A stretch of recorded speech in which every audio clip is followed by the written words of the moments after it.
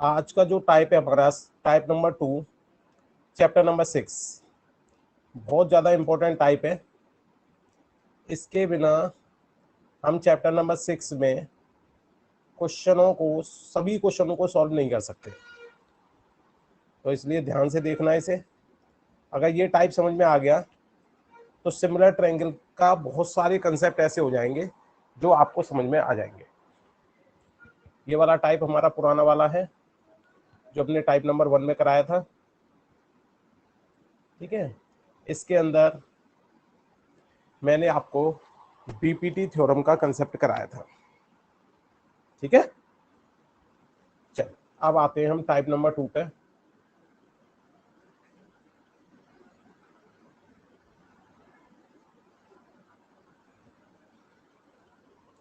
देखिए type number 2, यदि हमें 2 ट्रायंगल सिमिलर दे रखे हैं,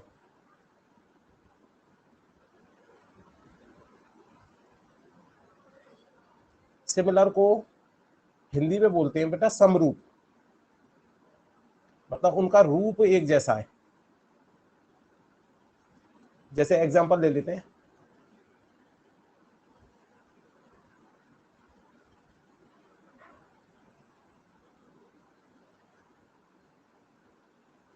ये एबीसी ट्रायंगल है कोई,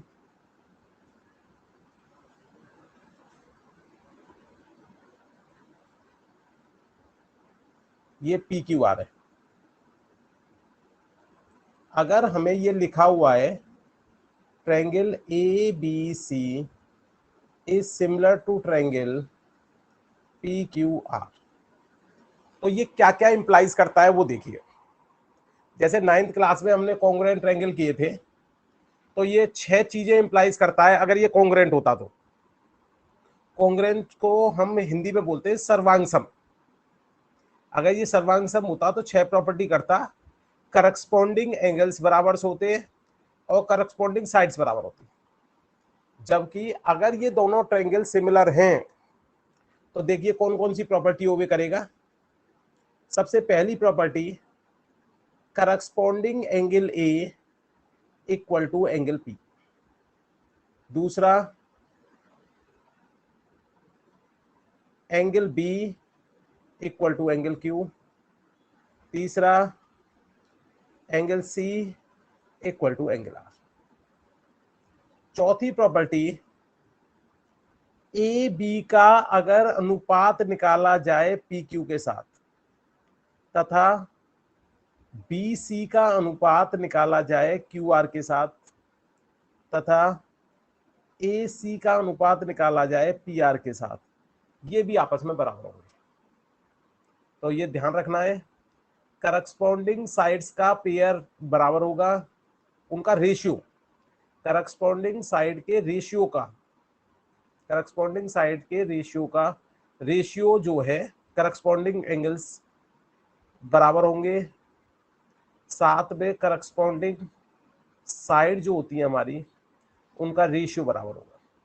तो ये 2 चीजें याद रखनी है हमारी, करस्पॉन्डिंग एंगल्स बराबर होते हैं और करस्पॉन्डिंग साइड का रेशियो बराबर होता है। जबकि कॉन्ग्रुएंट ट्रायंगल के अंदर हमारा दे रखा था जो करस्पॉन्डिंग साइड्स हैं वो बराबर है। ये अंतर है दोनों में,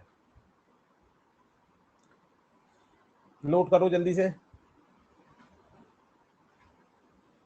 यदि ट्रायंगल एबीसी हमारा सिमिलर दे रखा है पी क्यू आर के, तो हम कह सकते हैं कि एंगल ए हमारा एंगल पी के बराबर होगा, एंगल बी एंगल क्यू के बराबर होगा, एंगल सी एंगल आर के बराबर होगा। साथ ही हमारी ये वाली जो करस्पॉन्डिंग साइड है ए बी, ये इस वाली पी क्यू के रेशियो लिया जाए तो वो बराबर होगा दूसरी वाली साइड के। अगर हम यहाँ पर दूसरी वाली साइड के साथ रेशियो लें, ऐसे ही तीसरी वाली साइड का तीसरी वाली साइड से रेशियो लें, तो ये रेशियो आपस में बराबर होते हैं। अब देखिए, जैसे सिमिलर ट्रायंगल के अंदर हमारी प्रॉपर्टीज होती थी S S S, S A S, R H S, ठीक है, ए एस ए। तो इसी तरह सिमिलर ट्रायंगल्स में भी प्रॉपर्टीज होती हैं। अगर कोई तीन चीज हमें बराबर मिल रही हैं वहां पर, तो वो कॉन्ग्रुएंट हो जाते थे। कोई भी एक एंगल और बगल दो साइड्स जो उस एंगल को फॉर्म कर रही हैं, तो एस से वो दोनों कॉन्ग्रुएंट हो जाते थे। इसी तरह यहाँ पर भी कुछ प्रॉपर्टीज हैं, उन्हें देखेंगे। सभी बच्चों का नोट हो गया? यदि किसी बच्चे का नोट नहीं हुआ तो माइक ऑन करके बताओ, फिर मैं वेट करूं। अरे मेरा नहीं हुआ। बेटा करो, जल्दी से करो, जल्दी करिए बेटा।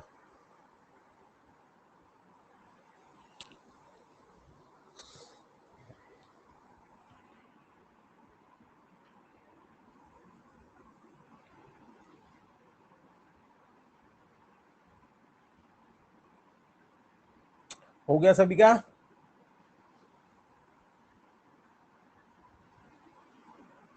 Yes sir. चलिए, अब देखिए, इसमें जो सबसे पहली प्रॉपर्टी है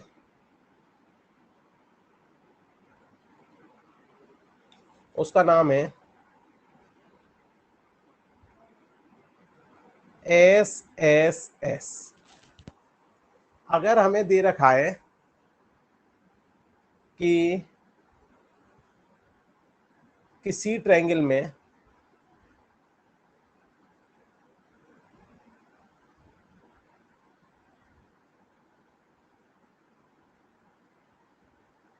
अब मैंने इनके नाम एकदम कंटिन्यूअस ऑर्डर में नहीं रखे, नाम को चेंज कर दिया मैंने ऑर्डर को। मान लीजिए हमें दे रखा है जो ये पहली वाली साइड है, इसको दूसरी मान लेते हैं, इसे तीसरी।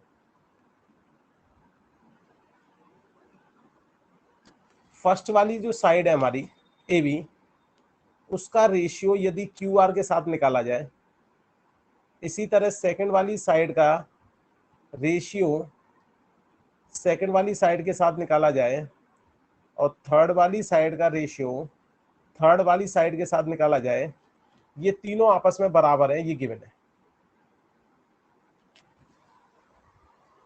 मतलब क्या हुआ? साइड का रेशियो बराबर दे रखा है, करस्पॉन्डिंग साइड का रेशियो बराबर दे रखा है, तो बाई एस एस एस हम कह सकते हैं ये दोनों ट्रायंगल हमारे सिमिलर होंगे। अब लिखेंगे कैसे? ऐसे नहीं है कि हमने ये लिख दिया कि ट्रायंगल एबीसी सिमिलर होगा ट्रायंगल पीक्यूआर के, ये गलत हो जाएगा बेटा। ऐसे नहीं लिख सकते हम, ये गलत है। लिखने का तरीका देखिए, देखिए यहां पर ए बी साइड आ रही है, ए बी, इसे देख लो। यहां पर ए सी साइड आ रही है, यहां पर क्यू आर साइड आ रही है, यहां पर क्यू पी आ रही है। देखो यहां पर हमारा ए और ए कॉमन है, जबकि यहां पर हमारा आर और आर कॉमन है। तो इसका मतलब ये इंप्लाइज किया जा सकता है कि यहां पर एंगल ए हमारा हर हालत में एंगल आर के बराबर होगा। ये डायग्राम से तो आपको तुरंत दिख रहा है, लेकिन पेपर में कोई जरूरी नहीं डायग्राम दे रखा हो सकता है पेपर में केवल हमारी ये कंडीशन दे रखी हो और हमें पता करना है कि कौन सा एंगल हमारा किसके बराबर है। तो सभी बच्चों को समझ में आ गया होगा। पहले दो पेयर के अंदर ऊपर वाले में ए कॉमन था, जबकि दूसरे वाले में हमारा जो है आर कॉमन था। इसके आधार पर हम कह सकते हैं कि ये दोनों ट्रायंगल हमारे दोनों एंगल हमारे इक्वल होंगे। अब देखिए नेक्स्ट, अब हमने देखा ग्रीन कलर से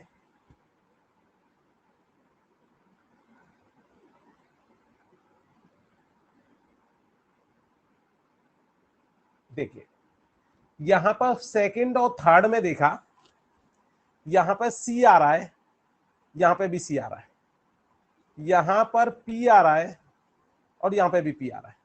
इसका मतलब हम ये इंप्लाइज कर सकते हैं कि एंगल सी जो है हमारा वो एंगल पी के बराबर होगा। तो अब इसके बाद ए आ गया, सी आ गया, क्या बचा? कौन सा एंगल बचा बताओ? पी और क्यू। क्यू और बी। बी बचा, यहां पे बचा बी, और यहां पे कौन सा बचा? Sir Q. क्यू। देखो तीन प्रॉपर्टी हमें दे रखी थी, एस एस एस, और उससे हमने रिजल्ट निकाल लिया कि तीनों एंगल आपस में बराबर होंगे, करस्पॉन्डिंग एंगल। वो तीन कौन कौन से होंगे वो निकालने का तरीका ये है। नोट करो बेटा जल्दी से, ये तरीका अभी हमें बहुत गहराई में सीखना है। नोट करो।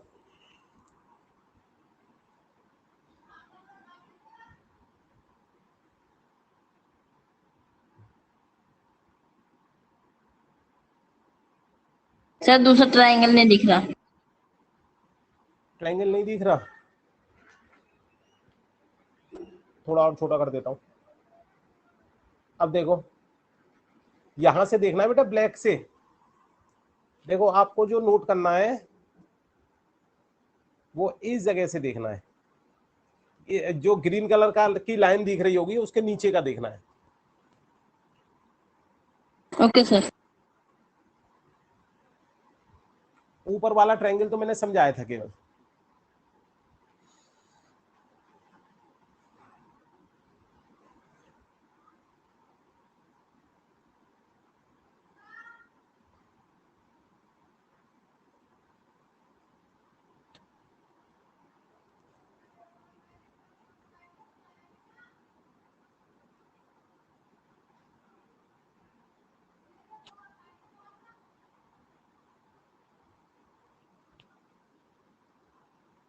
चलिए, नोट हो गया सभी का? Yes sir. चलिए, अब देखिए जरा, सेकंड प्रॉपर्टी है हमारी एस ए एस। ये बेटा किसी बच्चे का माइक ऑन हो गया, माइक ऑफ कर दे बेटा। एस ए एस क्या कहती है? अगर हमें ए बी का रेशियो पी क्यू के साथ, बी सी का रेशियो क्यू आर के साथ दे रखा है, और angle B equal to angle Q दे रखा है, अब रिजल्ट निकालना है। देखो पहले तो हमने ट्रायंगल बनाया,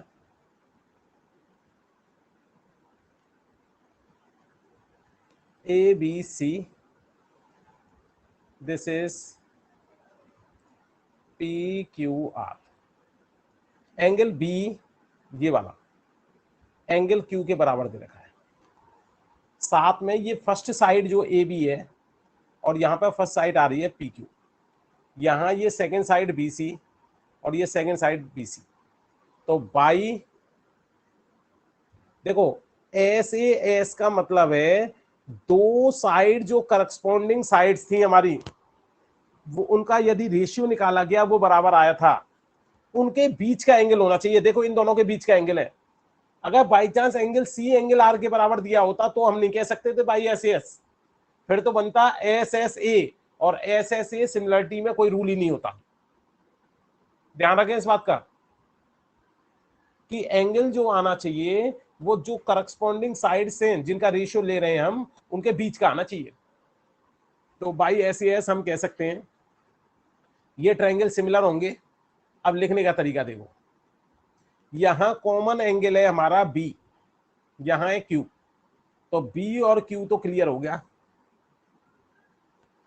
अब यहां पे हमने देखा, देखो जरा, ये बी और ये बी, ये क्यू और ये क्यू। अब यहां पे बचा है ए, तो इसका मतलब ये ए वाला जो एंगल है ये हमारा एंगल पी के बराबर होगा, एंगल सी जो है एंगल आर के बराबर। तो ये हमारे ये तीन कंक्लूजन निकल गए। सॉरी, एक कंक्लूजन तो इसमें दे ही रखा था पहले कि बी क्यू के बराबर है, एक कंक्लूजन और निकल गया। साथ में एक कंक्लूजन और निकालना चाहें तो हम थर्ड वाली साइड का कंक्लूजन निकाल सकते हैं कि हम ये कह सकते हैं कि ए बी का रेशियो जब पी क्यू के साथ निकाला था और बी सी का रेशियो जब क्यू आर के साथ, ये दोनों तो बराबर दे रखे थे, ये रेशियो बराबर होगा हमारी थर्ड वाली साइड का। थर्ड वाली साइड का नाम ए सी और इधर कर दिया पी आई। तो ये भी कंक्लूजन है कि इसकी करस्पॉन्डिंग तीसरी साइड भी आपस में उसका रेशियो यदि निकाला जाए तो वो बराबर होगा। नोट करो बेटा जल्दी से।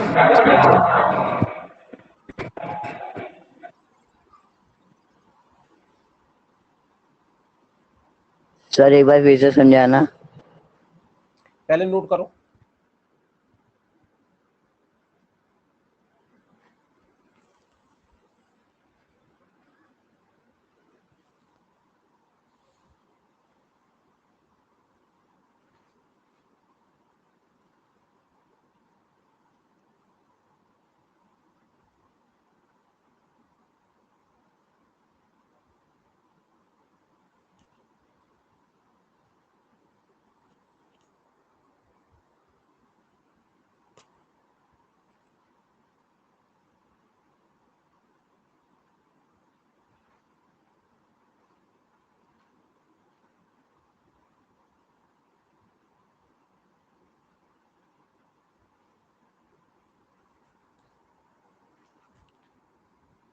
चलो बेटा, इसे ना हम एग्जाम्पल से समझते हैं। एग्जाम्पल से एक थोड़ा मिनट सर, जल्दी समझ में आ जाएगा। सर मैं नोट कर रहा हूँ जिस सर। बच्चे को नहीं समझ में आया था बेटा, एग्जाम्पल से समझा रहा हूं मैं। एग्जाम्पल से एक तो क्लियर भी हो जाएगी बात। देखो क्वेश्चन कैसा होगा वो देखो।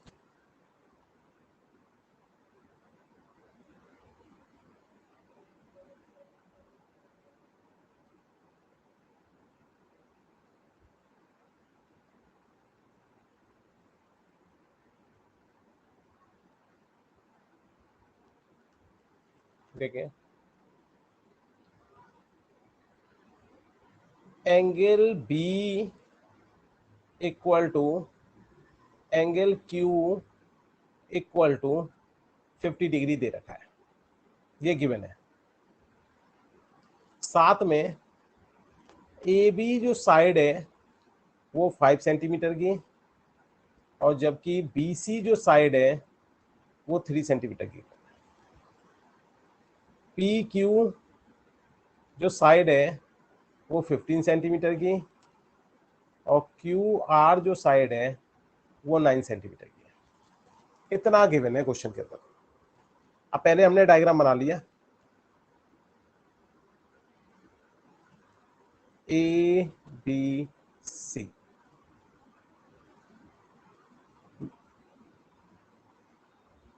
P Q. मैं चाहता तो जैसे यहाँ पे ए आ रहा है तो पी यहां से लिख सकता था, लेकिन मैं कोई और नई चीज सिखाना चाहता हूं, इसलिए मैंने ऐसा नहीं लिखा। तो मैंने क्या किया, इसकी वैल्यू डाल दी। देखो बी की वैल्यू दे रखी है हमें 50 डिग्री, और इधर क्यू की वैल्यू हमें दे रखी है 50 डिग्री। देखो देखने में सिमिलर नहीं लग रहा, एक इधर का एंगल है एक इधर का एंगल है, लेकिन हो सकता है ऐसे ऐसे लग जाए। तो हमने और देखी कंडीशन, ए बी की वैल्यू 5 सेंटीमीटर, जबकि क्यू आर की वैल्यू हमारी ए बी की वैल्यू 5 सेंटीमीटर और बी सी की वैल्यू 3 सेंटीमीटर। इधर की साइड आए, इसको मैं ब्लू से कर देता हूं बेटा।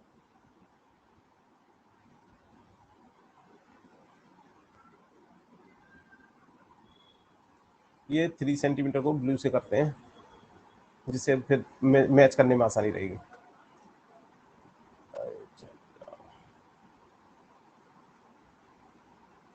दिख ही नहीं रहा।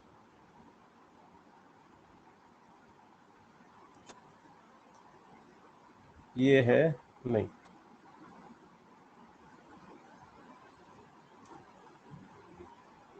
Yes 3 centimetre. और ये इधर की साइड आए, पी क्यू 15 सेंटीमीटर, और जबकि हमारी क्यू आर 9 सेंटीमीटर। अब देखने में किसी भी एंगल से ये सिमिलर नहीं लग रहा, फिर भी हमने चेक किया, क्या पता मिल जाए। तो हमने क्या किया, ए बी साइड का पी क्यू साइड के साथ रेशियो निकाला। This is 5 and P Q is 15। तो काट पीट करके रेशियो आ गया 1/3।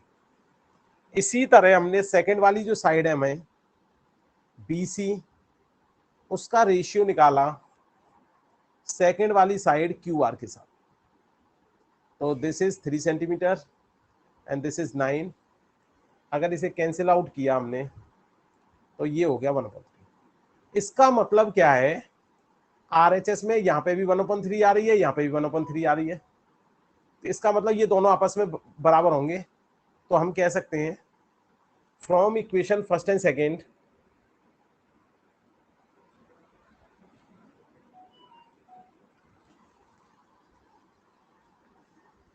From equation first and second, first और सेकेंड से हम कह सकते हैं कि जो हमारा ए बी का पी क्यू के साथ रेशियो है ये बराबर होगा B C upon Q R. तो दो करस्पॉन्डिंग साइड का रेशियो तो बराबर आ गया। साथ में ये देखो, इन दोनों के बीच में एंगल कौन सा बनना था, बी। इन दोनों के बीच में एंगल कौन सा बनना है, क्यू। तो हम कह सकते हैं and B equal to angle Q. तो एंगल हमारा इन दोनों के बीच का आ रहा है, तो बाई एस एस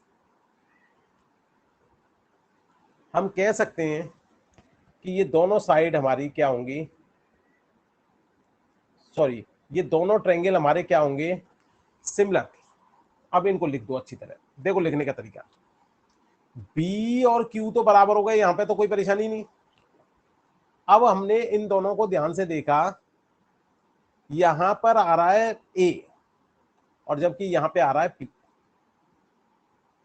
तो इसका मतलब एंगल ए एंगल पी के बराबर होगा। अब बचा कौन, एंगल सी, और यहां पे कौन बचा, एंगल आर। तो अब लिख देंगे, देखो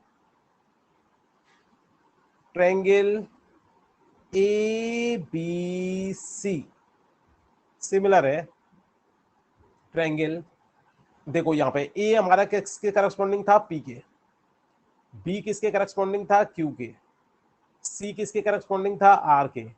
तो इस तरह से हम लिख सकते हैं। नोट करो बेटा जल्दी से।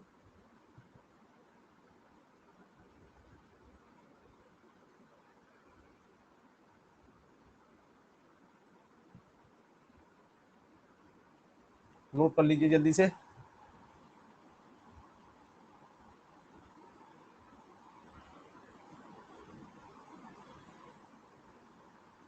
Hello sir. हाँ बोलो बेटा, बोलो बेटा। सर बी क्यू को नहीं लिख सकते? क्या बोल रहे हो बेटा, सर हेलो। बी क्यू को नहीं लिख सकते? सर बी और क्यू को नहीं लिख सकते? बी और क्यू को कहां पे लिखना है, बी और क्यू ही तो लिखा है बेटा मैंने, ये देखना, ये बी और क्यू ही तो लिखा है। क्या कहना चाहता है बेटा आप, क्या कहना चाह रहे हो आप। सर समझ गया।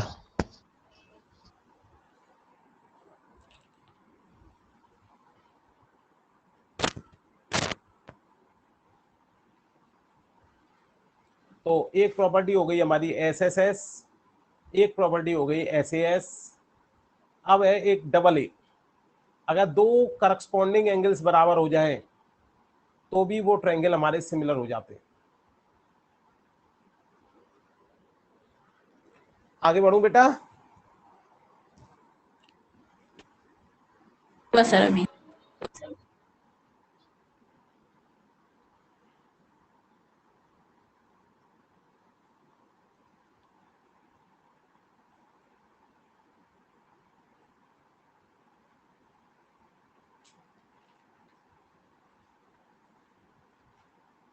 हो गया सर। चलो बहुत बढ़िया।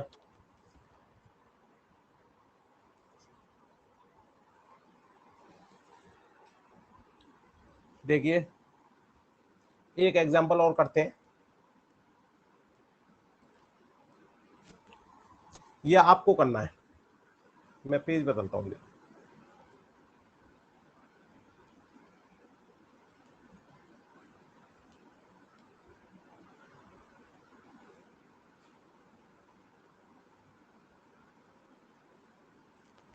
देखिए बेटा,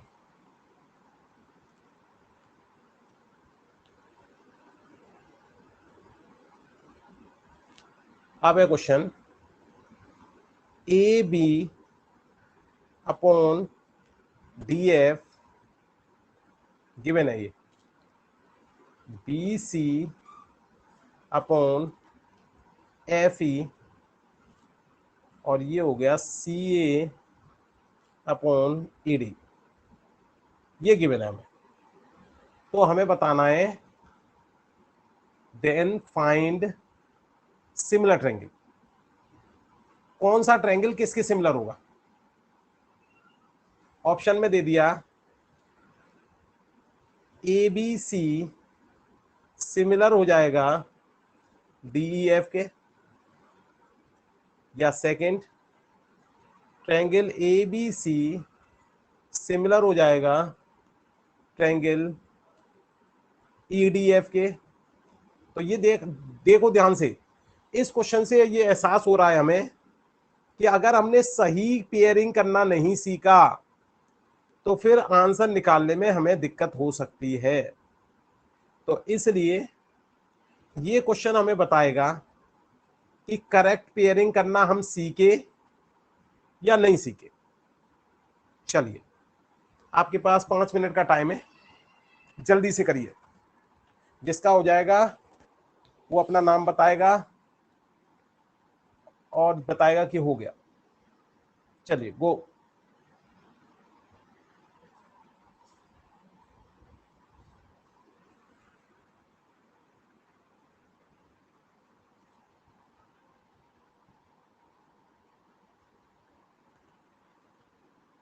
जल्दी करो बेटा।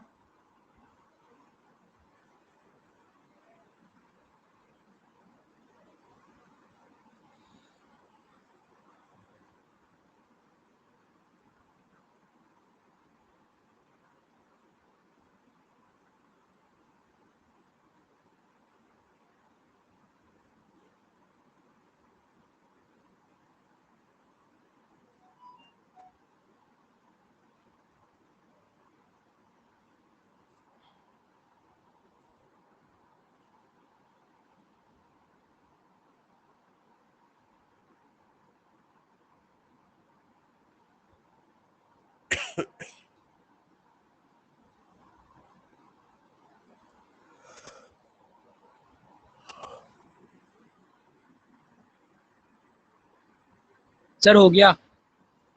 नाम? सर अंकित दुबे। ओके बेटा। हो गया सर, सोम गुप्ता। ओके सर ओके बेटा।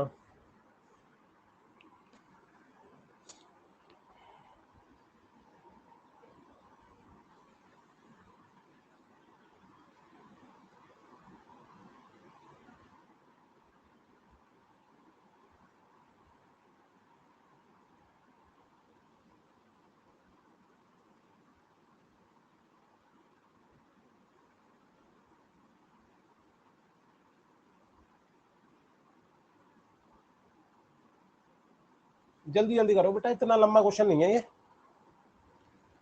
कितना आसान तरीका बताया था मैंने।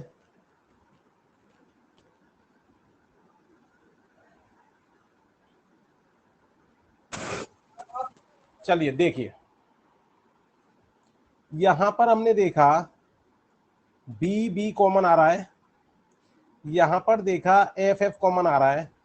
तो ये इंप्लाइज करता है कि एंगल बी हमारा एंगल एफ के बराबर होगा। अब हमने दूसरे कलर से देखा, यहां पर सेकंड और थर्ड में देखा सी आ रहा है, यहाँ भी सी आ रहा है, यहाँ पे ई आ रहा है, यहाँ पे ई आ रहा है। तो इसका मतलब ये इंप्लाइज हो गया कि एंगल सी जो है हमारा एंगल ई। अब बचा कौन, यहाँ पे एंगल ए बच गया, यहाँ पर बच गया एंगल डी। सभी एंगल्स बराबर मिल गए। अब लिखने का तरीका भी वही है, इन चारों के अंदर एबीसी पहले दे रखा है, तो इसका मतलब एबीसी तो पहले लेना ही है। अब ए के करस्पॉन्डिंग एंगल यहाँ पे कौन सा आ रहा था आपका, देखो ए के जो करस्पॉन्डिंग एंगल आ रहा था वो हमारा आ रहा था डी, तो इसका मतलब हमें यहां पर लेना पड़ेगा एंगल डी। अब बी के करस्पॉन्डिंग कौन सा आ रहा था हमारा एफ, अब डी आ गया, एफ आ गया, बचा क्या ई। तो अब देख लो ऐसा कौन सा है, D F E, D F E हमारा हो गया डी वाला, तो डी हमारा आंसर हो गया। सभी को समझ में आ गया। देख लो बेटा कितना इंपॉर्टेंट है ये, इसके बिना काम नहीं चलेगा।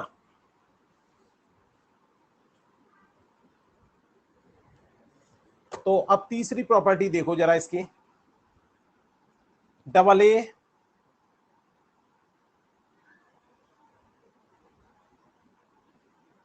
इसको डबल ए भी बोल सकते हैं या ट्रिपल ए, मतलब दो करस्पॉन्डिंग एंगल्स बराबर हो जाए तो तीसरा एंगल तो हमारा अपने आप बराबर हो जाता है, उसे लिखने की जरूरत नहीं होती।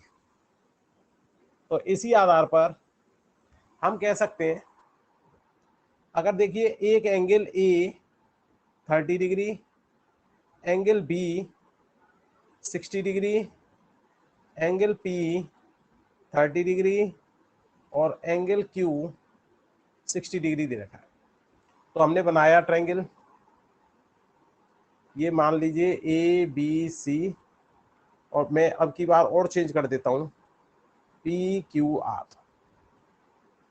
देखो ए मुझे दे रखा है 30 डिग्री, जबकि यहां पर 30 डिग्री है पी वाला, तो इसका मतलब ये जो एंगल है इस एंगल के करस्पॉन्डिंग ये एंगल माना जाएगा। या तो जैसे ही आपको ये पता पड़े तुरंत डायग्राम चेंज कर दो, तो हम ये भी कर सकते थे कि इसका डायग्राम एक नया बना लेते, जिसमें इस P वाले पॉइंट को ऊपर ले जाते, जो कि 30 डिग्री का एंगल है। बाकी P नीचे गया तो एंटी क्लॉकवाइज जाएंगे तो Q आ जाता, और क्लॉकवाइज जाएंगे तो R आ जाता। तो अगर मैं इसका और इसका कंपैरिजन करूं तो आसानी से मिल जाएगा। एंगल A 30 डिग्री हो गया, angle P 30 degree, angle B 60 degree, और यहां पर एंगल जो है Q 60 डिग्री।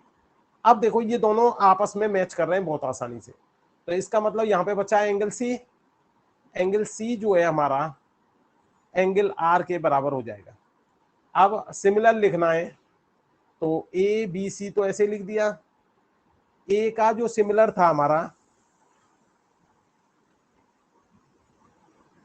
ए का सिमिलर था हमारा एंगल ए का, angle A, angle P, angle A का सिमिलर था एंगल पी,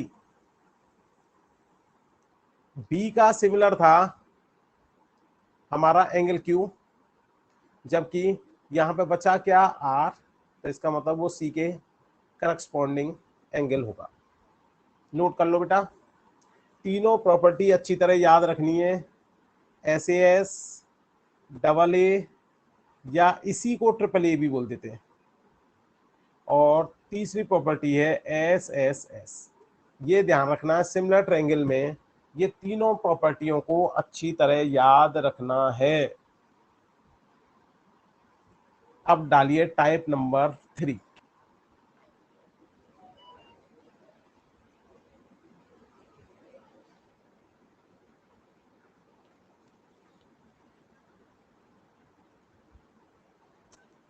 टाइप 3 है बेटा थ्योरम, एरिया थ्योरम बोलते हैं इसे। क्या नाम है इसका, एरिया थ्योरम। ये क्या कहती है, यदि दो ट्रायंगल सिमिलर हैं, मान लीजिए एक का नाम ABC ले लेते हैं और एक का नाम ले लेते हैं PQR। ध्यान रखना एरिया थ्योरम जब ही लगेगी जब ट्रायंगल सिमिलर दे रखे हैं। अगर ये दो ट्रायंगल सिमिलर हैं, मैं डायग्राम भी बना देता हूं इनका।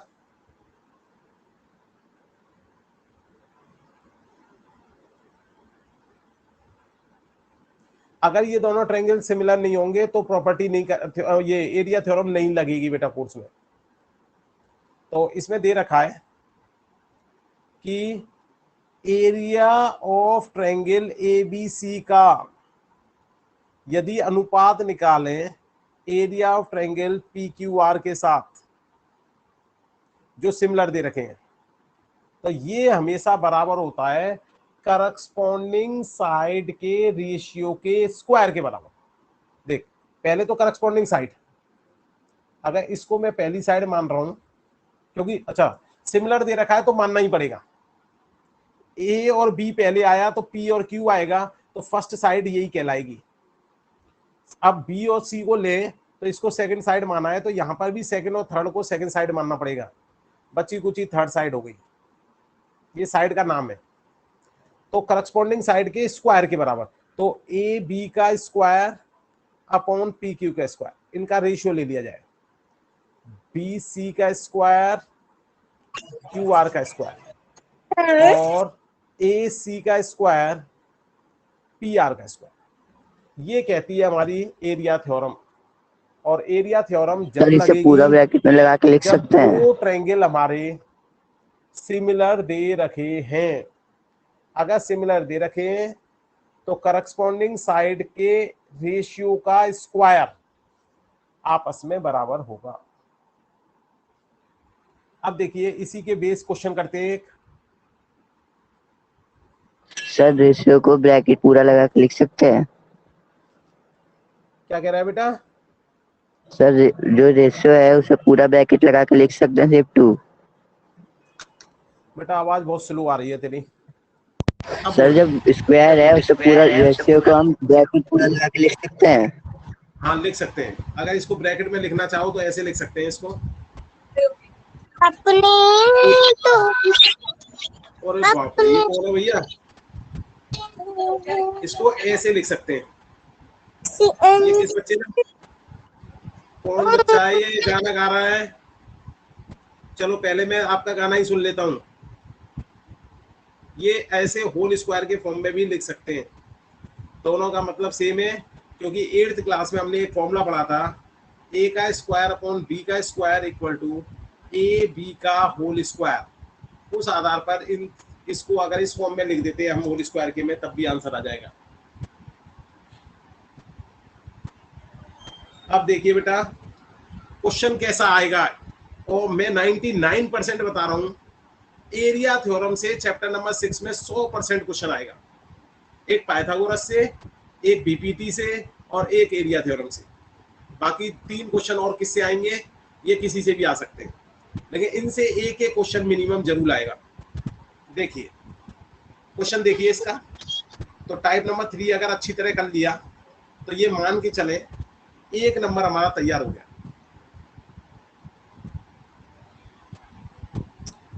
सबसे पहले ट्रायंगल एबीसी हमारा सिमिलर दे रखा है डीईएफ के साथ में बीसी का यदि अनुपात निकाला जाए ईएफ के साथ तो वो 1/5 दे रखा है। अब उसने पूछा है मुझसे एरिया ऑफ ट्रायंगल एबीसी का अनुपात निकालना है एरिया ऑफ ट्रायंगल डीईएफ के साथ। ये क्वेश्चन पूछा उसने। क्वेश्चन को समझो ढंग से। सबसे पहली कंडीशन एरिया थ्योरम की यही है, दोनों ट्रायंगल यदि सिमिलर दे रखे हैं तभी हम एरिया थ्योरम लगाएंगे। अगर सिमिलर नहीं दे रखे तो हम एरिया थ्योरम नहीं लगाएंगे। ये विशेष रूप से ध्यान रखना है आपको। एरिया थ्योरम आपको जब ही लगानी है जब ट्रायंगल सिमिलर दे रखे। अब हमने देखा यदि ये सिमिलर दे रखे हैं पहले से ही तो इनकी करस्पॉन्डिंग साइड्स का रेशियो बराबर आएगा। तो हमने कहा according to area theorem. Area theorem के हिसाब से ट्रायंगल ए बी सी का एरिया का जो रेशियो है वो हमारा यदि डी ई एफ के साथ निकाला जाए तो ये बराबर हो जाएगा हमारा A B square upon D E square. पहले दो लिए, यहां पे ए और बी ले लिया तो यहां पे डी और ई ले लिया। दूसरा तीसरा लो, B C square upon E F square, और फर्स्ट और थर्ड ले लिया A C square upon D F square. अब इनमें से जो भी तुम्हारे काम का है ये बीच में आ रहे हैं 1 2 3 इक्वल टू, जबकि हम केवल 1 इक्वल टू लेके भी सॉल्व कर सकते हैं। तो इसलिए जो भी हमारे काम का है उसे ले लिया हमने। अब चेक किया इसमें काम का कौन सा है हमारा, यहां पर ऊपर जो रेशियो दे रखा है हमें वो BC और EF का दे रखा है।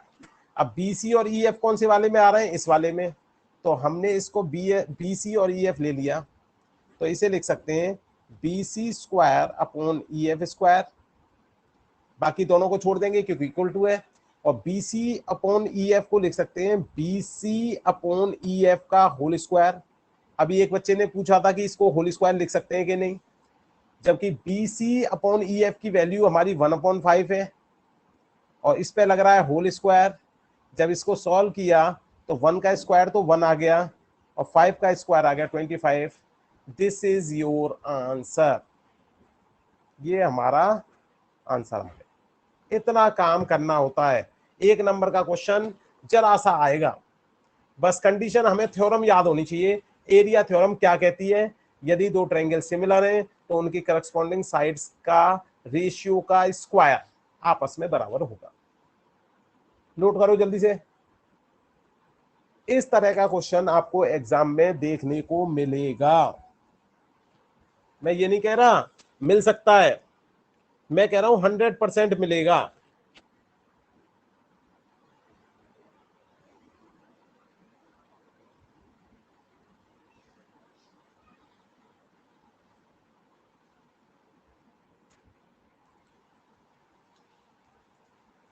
जल्दी से नोट करो बेटा।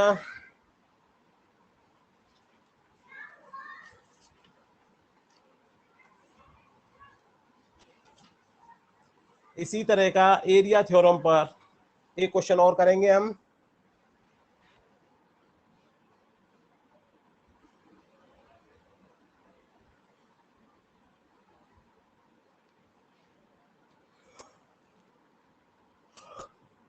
जल्दी से देखो बेटा,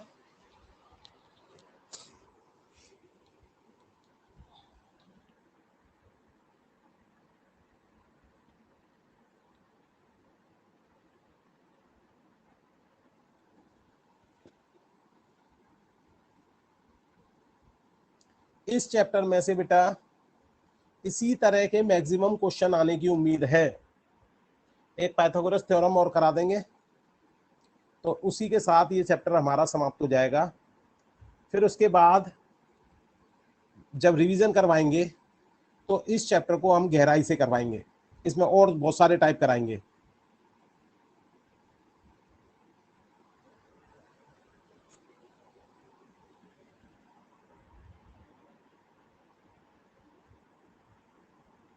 सभी ने नोट कर लिया? अभी किसी का रह तो नहीं गया? चलिए सर रुक जाओ। कर ले बेटा, कर ले।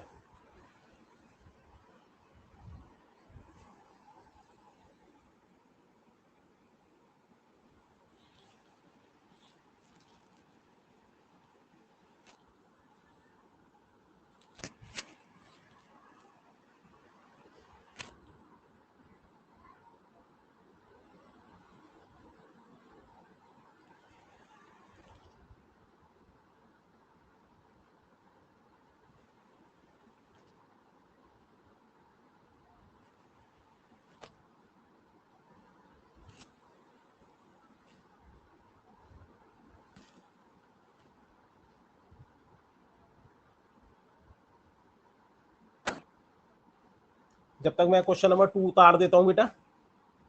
जिस बच्चे ने कर लिया है वो क्वेश्चन नंबर 2 उतार लीजिए, फिर मैं समझाता हूं इसे।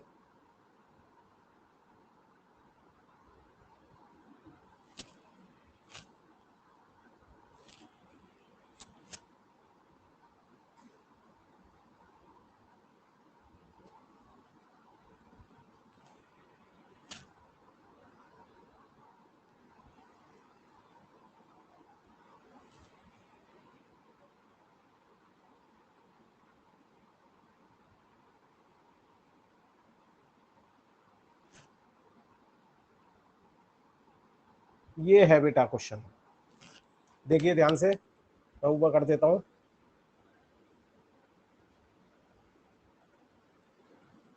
देखिए सबसे पहले दोनों ट्रायंगल सिमिलर दे रखे हैं, एरिया की बात हो रही है, तो मतलब एक बार हम सोचेंगे क्या एरिया थ्योरम लग सकती है कि नहीं।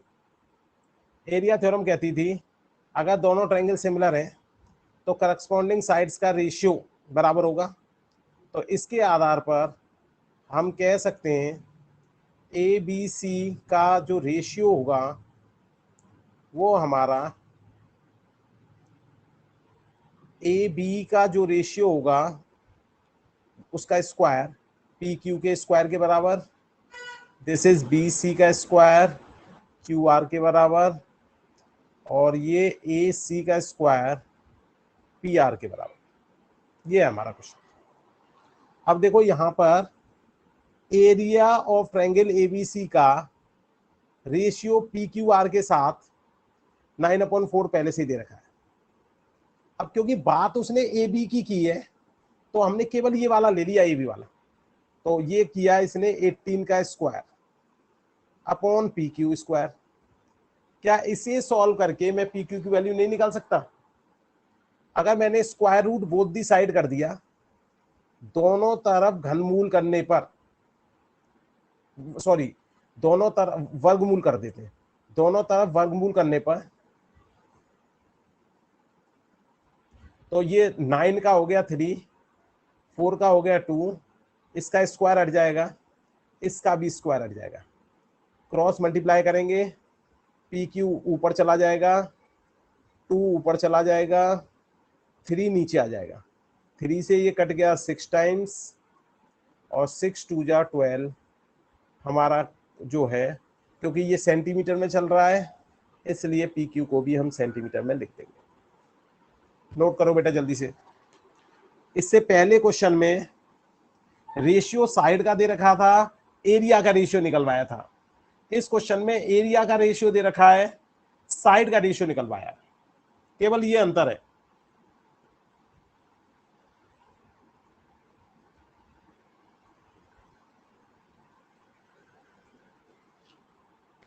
चलिए बेटा एक क्वेश्चन और करिए, ये टाइप नंबर 2 का क्वेश्चन है। जैसे क्योंकि टाइप नंबर 2 बेटा मेरा सबसे इंपॉर्टेंट टाइप है, जब तक उसे समझ में नहीं आएगा तब तक काम नहीं चलेगा, तो इसलिए टाइप नंबर 2 का ये क्वेश्चन करा देता हूं।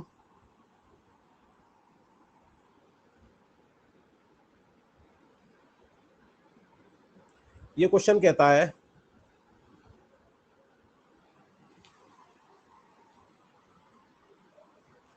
इन ट्रायंगल एबीसी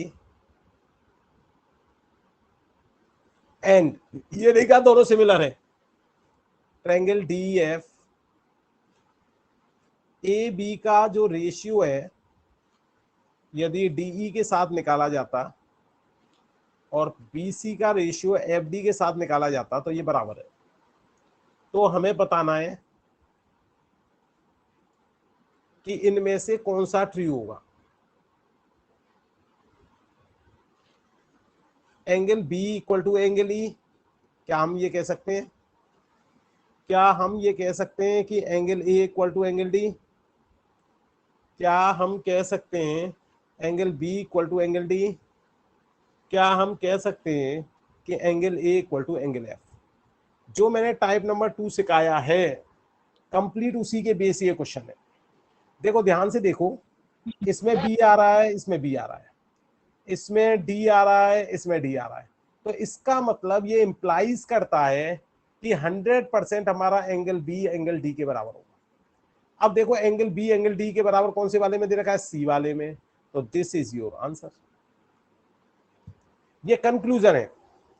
अभी हमने 3 का कंक्लूजन निकालना सिखाया, ये इसने 2 का ही पूछ लिया खाली।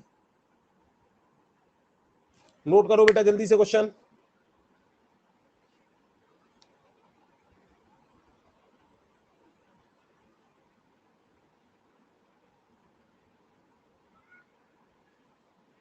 सर हो गया। अभी बेटा और उतारने दो बच्चों को।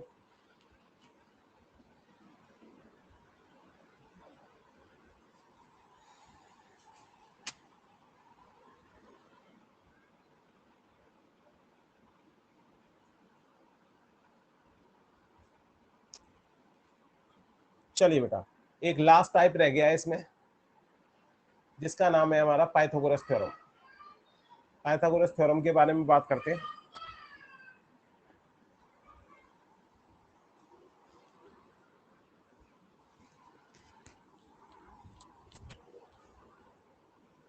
Type number 4।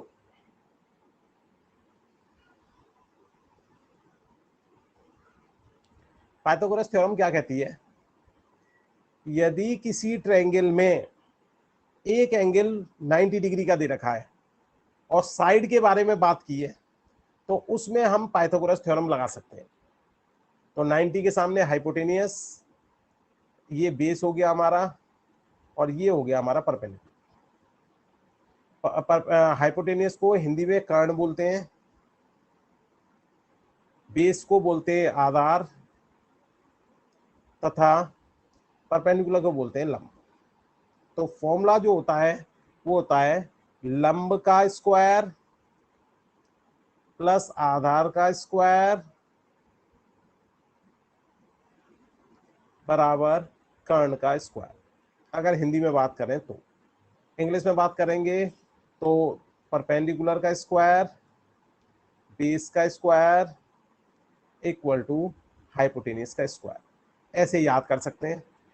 किसी भी क्वेश्चन में ये दे रखा होगा, एक एंगल 90 डिग्री का है, उसकी 2 साइड दे रखी हैं, तीसरी साइड निकालनी है, तो हम आराम से पाइथागोरस लगा सकते हैं।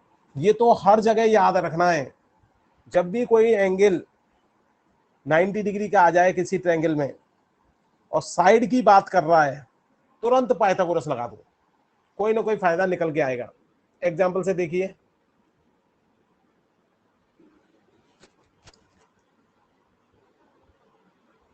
Question number 1। मान लीजिए ये ट्रायंगल दे रखा है हमारा,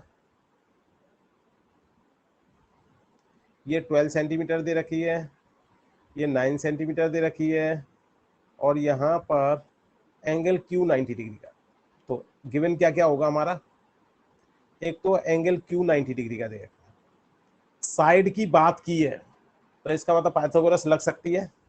तो 90 के सामने वाली भुजा PR, उसका वर्ग बराबर हो जाएगा जो बची कुची 2 साइड हैं उनके स्क्वायर के सम के। तो यहां पर देखा, दिस इज 12 का स्क्वायर और QR इज 9 का स्क्वायर। तुम जानते हो 12 का स्क्वायर 144 होता है, 9 का 81 हो गया, प्लस किया तो ये 225 आ गया। अगर दोनों तरफ वर्गमूल कर दिया जाए तो PR की वैल्यू निकल जाएगी 15 centimetre. This is your answer. इतना आसान होता है। हो सकता है हाइपोटेनियस की जगह बेस निकलवा ले, हो सकता है बेस की जगह परपेंडिकुलर निकलवा ले। नोट करो जल्दी से। कभी कभी ये भी चेक करवा सकता है, वो तीनों साइड दे दी और पूछवा रहा है कि बताओ इस ये राइट एंगल ट्रायंगल है या सिंपल ट्रायंगल है। तो अगर उसमें जो सबसे बड़ी भुजा है, जो सबसे बड़ी साइड है, उसका स्क्वायर एक साइड में निकाल लो, बाकी जो 2 बची साइड है उनके स्क्वायर का सम करके देखो, वो यदि तीसरे के बराबर आया तो वो राइट ट्रायंगल होगा पक्का। राइट ट्रायंगल जब ही होगा जब 3 में से एक एंगल हमारा 90 डिग्री का हो जाए। नोट करो बेटा जल्दी से। इसी के साथ बेटा हमारा चैप्टर नंबर 6 खत्म हो गया है। अब कल जो है हम चैप्टर नंबर 7 कराएंगे। किसी को कोई क्वेश्चन पूछना हो, कोई प्रॉब्लम पूछनी है या किसी भी तरह की कोई बात पूछनी है तो वो पूछ सकता है बेटा।